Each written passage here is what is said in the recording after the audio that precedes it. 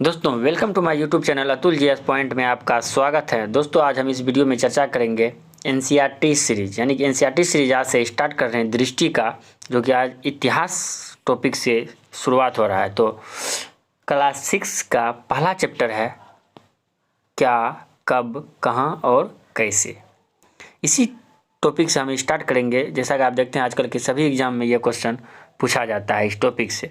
इस चैप्टर से जितना भी ऑब्जेक्टिव बनेगा हम आपको इस वीडियो में बताएंगे। वीडियो के अंत तक जरूर बने रहिएगा, वीडियो बहुत शॉर्ट रहेगा। जैसा कि आप देखते हैं क्वेश्चन 1 में है कि गेहूं और जौ के फसल के संदर्भ में निम्नलिखित कथनों पर विचार कीजिए।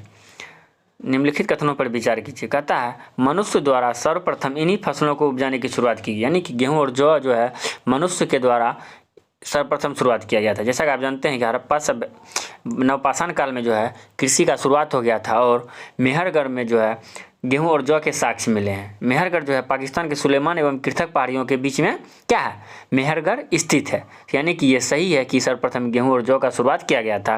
और ऑप्शन 2 कहता है इन फसलों के उपजाने का क्षेत्र हिमालय और विंध्य क्षेत्र की पहाड़ियाँ थी, जबकि वहाँ आपको पता है कि मेहरगढ़ में हुआ था।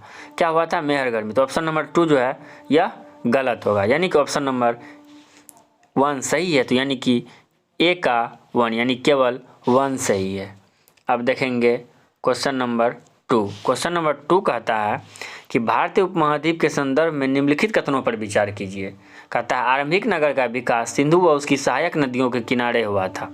जैसा कि आप जानते हैं विश्व की सबसे पहली नगरीय सभ्यता जो थी वह सिंधु सभ्यता थी।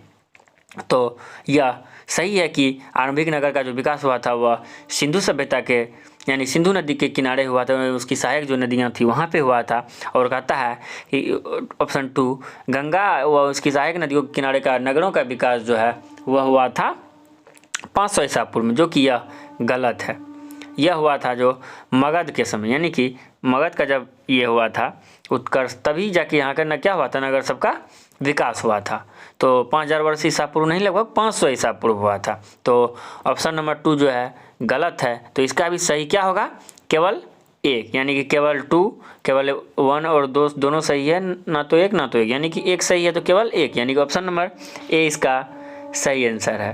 क्वेश्चन नंबर 3 कहता है कि गंगा नदी के दक्षिण में इसकी सहायक नदियों के आसपास के क्षेत्र को क्या नाम से जानते हैं। मगध के नाम से जानते हैं। इसकी जो राजधानी थी प्रारंभ में राजगिर यानी गिरिब्रिज, बाद में पाटलिपुत्र भी हो गया था।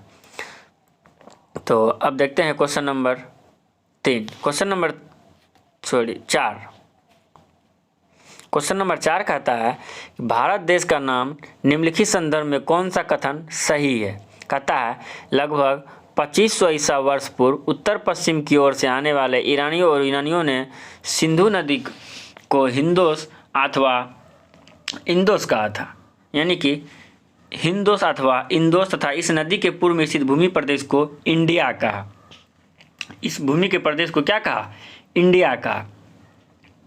और क्वेश्चन ऑप्शन 2 कहता है कि भारत के नाम का प्रयोग जो है पश्चिम में रहने वाले लोगों के एक समूह के लिए किया जाता था, और इस समूह का उल्लेख जो है संस्कृत भाषा में आरंभिक कृति ऋग्वेद में भी मिलता है। जैसा कि आप जानते हैं कि भारत नाम का प्रयोग उत्तर पश्चिम में रहने वाले लोगों का एक समूह के लिए किया जाता था, और इस समूह का जो उल्लेख है ऋग्वेद में मिलता है, और ऋग्वेद में संस्कृत की आरंभिक कृति है जो कि लगभग 3500 वर्ष पुरानी है।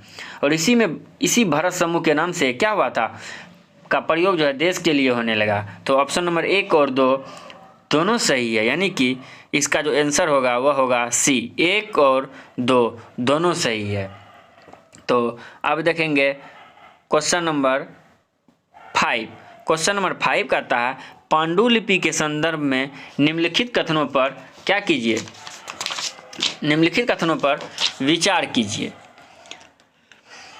ऑप्शन ए में है अतीत में हाथ से लिखी गई पुस्तकें क्या कहलाती थी, पांडुलिपि, यानी कि अतीत में जो है हाथ से लिखी गई पुस्तकें जो है पांडुलिपि कहलाती थी। ये जो है सही है। अतीत में जो हम पुस्तक लिखते थे हाथ से उसे पांडुलिपि कहते थे। और अंग्रेजी में पांडुलिपि के लिए मेन्यूस्क्रिप्ट, यानी कि मेन्यूस्क्रिप्ट का जो अर्थ होता है हाथ से लिखा हुआ, यानी कि मैन्यूस्क्रिप्ट का जो अर्थ होता है वह होता है हाथ से लिखा हुआ, यानी कि जो हाथ से लिखा जाता था उसे क्या कहते थे, पांडुलिपि। यानी कि ऑप्शन ए और ऑप्शन बी दोनों सही है। और ऑप्शन सी कहता है कि पांडुलिपि में तार के पत्तों को काट कर अथवा हिमालयी क्षेत्र में उगने वाले भुर्ज नामक पेड़ की छाल को विशेष तरीके से तैयार भोजपत्र पर लिखा जाता है। जैसे कि आप पहले देखे होंगे मंदिर सब में, या आपके अगर बड़े दादा परदादा सब होंगे दादा, तो उनके पास कभी अगर मिलेगा ये पांडुलिपि तो आप देखे होंगे कि वो तार पत्र या कारा टाइप का कोई छाल पे जो है लिखा जाता था। और कहता है पांडुलिपि केवल जो है ऑप्शन डी मंदिरों के बिहारों में प्राप्त होती है, जो कि गलत है। ये आपके घरों में भी ये मिल सकता है। तो option number A, option number B और ऑप्शन नंबर सी तीनों सही है। तो ऑप्शन डी जो है यह गलत है। यहाँ क्या कहा था क्वेश्चन में, कौन सा कथन सही नहीं है, यानी कि ये जो इसका आंसर होगा ऑप्शन नंबर डी होगा। अब देखते हैं क्वेश्चन नंबर 6। क्वेश्चन नंबर 6 कहता है अभिलेख के संदर्भ में निम्नलिखित कथनों पर विचार कीजिए। ऐसे लेख जो केवल पत्थरों पर उत्कीर्ण किए जाते थे अभिलेख कहलाते थे। ऐसे अभिलेख जो केवल पत्थरों पर उत्कीर्ण किए जाते थे अभिलेख कहलाते थे। जैसा कि और क्वेश्चन ऑप्शन 2 कहता है कि कभी कभी शासक अथवा अन्य लोग अपने आदेशों को इस तरह उत्कीर्ण करवाते थे ताकि लोग उन्हें देख सके और क्या कर सके, पालन कर सके। पहले का शासक क्या करता था, अभिलेख के माध्यम से अपना जो भी होता था कार्य, यानी कि हमने ये किया हमने वो किया, अपना गुणगान करने के लिए क्या करता था, अभिलेख पे लिखवाता था। और जो है ये जो लिखा हुआ है कि ऑप्शन ए में केवल पत्थर पे लिखे जाते थे, ये गलत है। ये अपेक्षाकृत कठोर सतह पर लिखे, यानी कि धातु का कोई भी सतह, सोना चांदी तांबा किसी पर भी अभिलेख लिखा जा सकता है। तो इसका जो केवल सही आंसर होगा ऑप्शन नंबर 2, जो कि ऑप्शन नंबर बी में केवल 2 सही होगा। क्वेश्चन नंबर 7 दोस्तों, क्वेश्चन है अशोक के कंधार से जो प्राप्त अभिलेख है किन लिपियों में लिखा गया। जैसा कि आप देख रहे हैं यूनानी तथा अरामाइक लिपि, यानी कि यह जो मिला था यूनानी और अरामाइक लिपि में मिला था अशोक का जो कंधार अभिलेख था। क्वेश्चन नंबर 8 है कि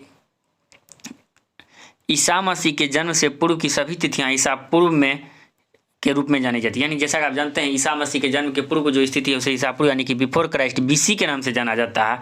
और जो है वर्ष की गणना जो है धर्म ईसाई धर्म का प्रवर्तक ईसा मसीह के जन्म से ही किया जाता है। तो कहता है कथन और कारण। तो कथन में क्या दिया, ईसा मसीह के जन्म से पूर्व की तिथियां ईसा पूर्व के रूप में जानी जाती है, जो कि सही है। और कारण में कहता है आर में कि वर्ष की गणना ईसा मसीह के धर्म के जन्म के प्रवर्तक से किया जाता है, जन्म की तिथि से। तो दोनों सही है, यानी कि कथन और कारण दोनों सही है और यह सही व्याख्या भी करता है। तो दोस्तों कमेंट बॉक्स में ज़रूर बताइएगा वीडियो कैसा लगा आपको।